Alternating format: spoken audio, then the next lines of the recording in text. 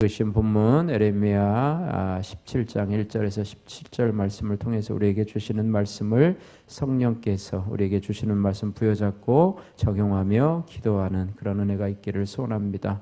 오늘 말씀을 간단히 살펴보면은요, 하나님께서는 유다 백성들의 마음에 새겨진 이런 우상 숭배의 죄를 징벌하겠다 이렇게 말씀하십니다. 그리고 여호와를 떠난 사람은 저주를 받을 것이지만은 여호와를 의지하는 사람은 복을 받을 것이다. 또한 하나님은 마음을 살피시는 하나님이시기 때문에 사람이 행한 대로 갚으리라 이렇게 말씀하고 있습니다. 먼저 1절에서 4절 말씀에는 유다 백성들의 마음에 새겨진 그런 죄에 대해서 말씀을 해주고 있는데요. 특별히 우상 숭배의 죄에 대해서 말씀을 해주고 있습니다. 이 우상 숭배의 죄가 특별히 마음에 새겨졌다 이렇게 말하고 있어요. 1절 말씀 같이 한번 읽겠습니다. 유다의 죄는 금강석 끝 철필로 기록되되 그들의 마음판과 그들의 제단불에 새겨졌거늘.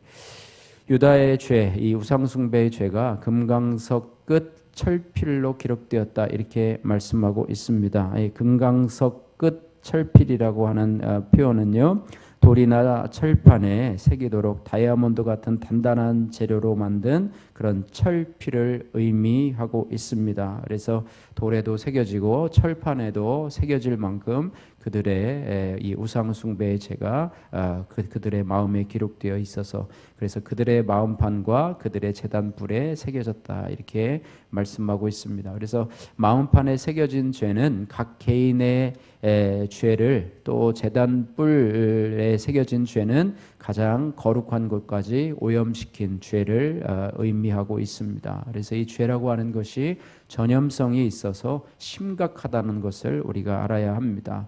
그리고 그 죄가 자녀들에게도 그 죄가 고스란히 전해지는 것을 우리가 보게 됩니다. 특히 이 아세라가 상징하는 이 땅의 풍요를 섬기는 죄악은 누가 가르치지 않아도 저절로 전염되는 그런 죄악입니다. 따라서 아담으로부터 온 이런 탐심이 꺾이는 사건은 바로 저주가 아닌 복이라고 하는 사실입니다. 그래서 내 손으로 지은 탐욕의 산당이 무너지는 순간이 바로 하나님이 나를 영생으로 부르시는 때라고 하는 사실을 우리가 기억해야 할 것입니다. 그래서 탐심은 곧 우상 숭배라. 현대판 우상 숭배가 바로 돈을 숭배하고 물질을 숭배하고 또 뭐 경제적 자유를 얻는 그런 많은 젊은이들이 그런 물질적인 것을 우상으로 삼는 것이 오늘날의 현실이 되었던 것입니다. 그래서 우리 안에 있던 이 탐욕의 산당이 무너지는 것이 오히려 우리에게는 복이라는 사실을 기억해야 됩니다.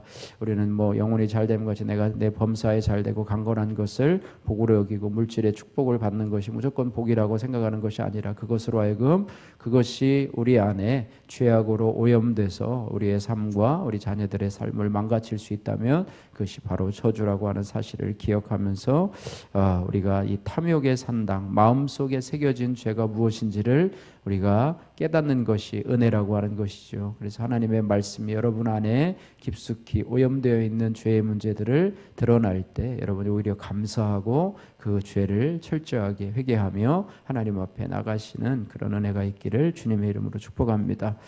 또 5절에서 8절 말씀에는 하나님께서 이 저주를 받은 사람과 또 복을 받은 사람에 대해서 대조적으로 설명을 합니다. 5절, 6절은 그 사람은 저주를 받을 것이라 말씀하고 6절에서 8절 말씀까지는 그 사람은 복을 받을 것이라 이렇게 말씀을 합니다. 그런데 5절에서 6절 말씀 보시면 5절 6절까지 같이 한번 읽겠습니다. 5절 6절 여호와께서 이와 같이 말씀하시니라 무릇 사람을 믿으며 육신으로 그의 힘을 삼고 마음이 여호와에게서 떠난 사람은 저주를 받을 것이라. 그는 사막 떨기 나무 같아서 좋은 일이 오는 것을 보지 못하고 광야 간조한 곳 건건한 땅 사람이 살지 않는 땅에 살리라. 아멘.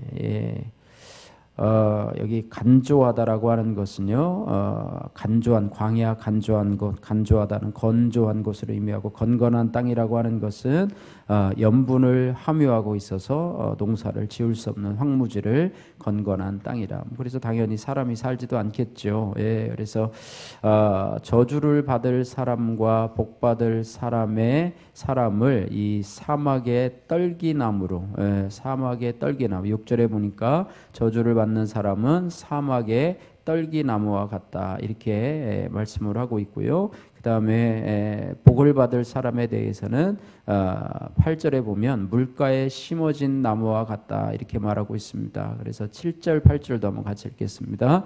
그러나 무릇 여호와를 의지하며 여호와를 의뢰하는 그 사람은 복을 받을 것이라.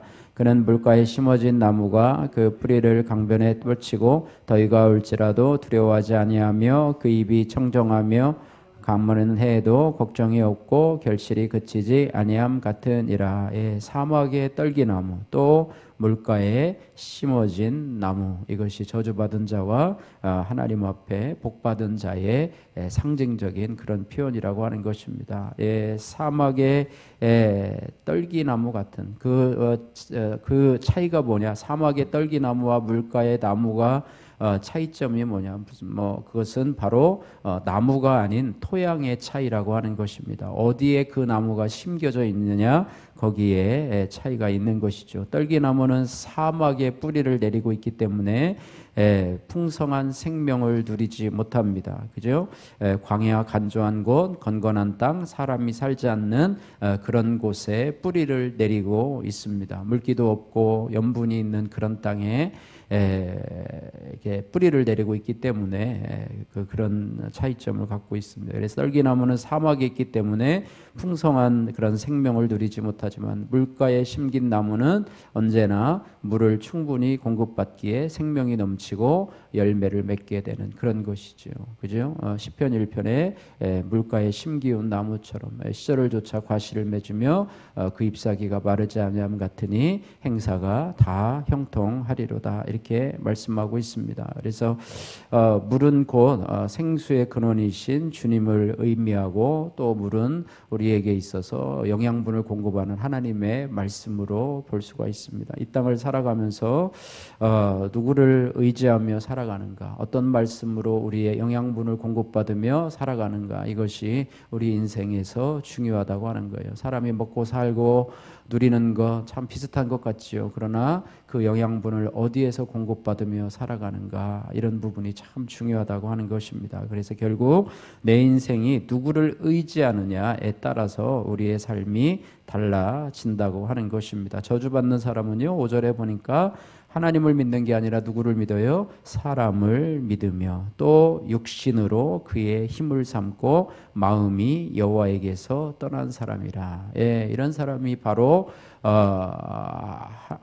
떨기나무 같은 그런 사람이죠. 예, 또한 여호와를 의뢰하는 사람, 어떤 사람, 7절에 보니까 하나님 앞에 복을 받은 사람은 7절에 보니까 무릇 여호와를 의지하고 여호와를 의뢰하는 사람이다. 그 다음에 뿌리를 강변에 뻗치고 살아가는 사람이다. 그래서 가뭄은 해도 걱정이 없고 결실이 그치지 아니함 같다, 이렇게 말씀하고 있습니다. 그래서 생수의 근원 되신 주님을 의지하면 그 속에서 생수가 넘치고 영생이 넘치도록 되어 있다, 이렇게 말씀하고 있습니다. 그래서 하나님의 말씀 되신 그 예수님을 나의 인생의 중심으로 알고 그 말씀으로 의지하고 그 말씀을 쫓아 살아갈 때 우리는 마르지 아니하는 그런 물가의 나무와 같은 그런 모습으로 살아갈 수 있게 된다, 이렇게 말씀하고 있습니다.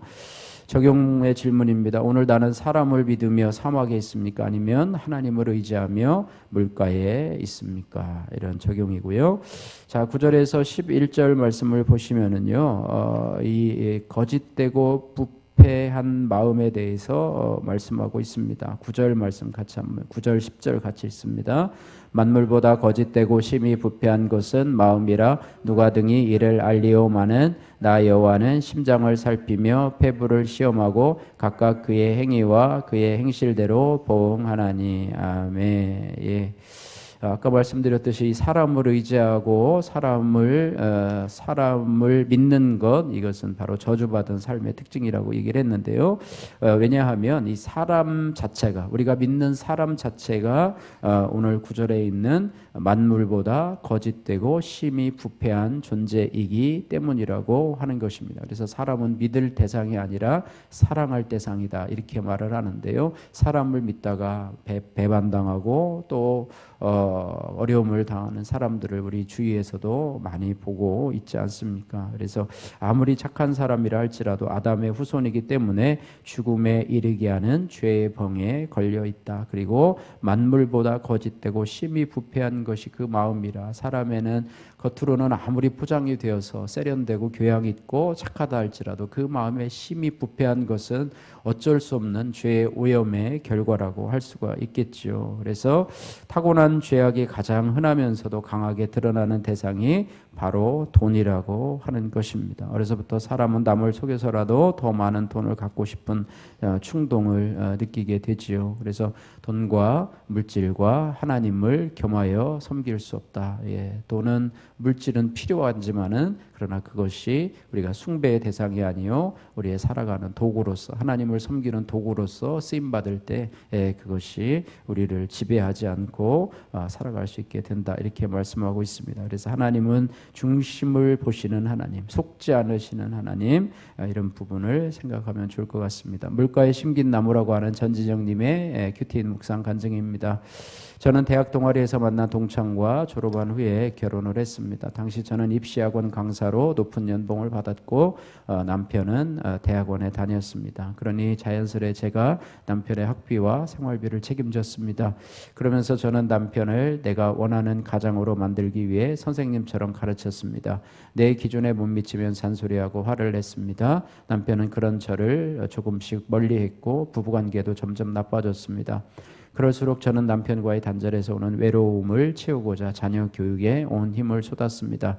그러다 저희 부부는 첫째 딸을 기독교 대안학교에 보내려고 교회에 다니기 시작했습니다. 하지만 말씀이 들리지 않기에 여전히 자녀의 성공을 우상 삼았습니다. 그렇게 채워지지 않는 욕심에 광야에 살며 화를 자초하다 보니 저희 가정에 저주와 같은 사건이 찾아왔습니다. 중학생 때 ADHD로 자해를 반복하고 일탈하던 둘째 딸이 폐쇄병동에 입원하게 된 것입니다. 그제야 저는 공동체의 만류에도 공교육을 무시하고 자녀를 특별하게 키우려고 한 죄를 보고 회개할 수 있었습니다.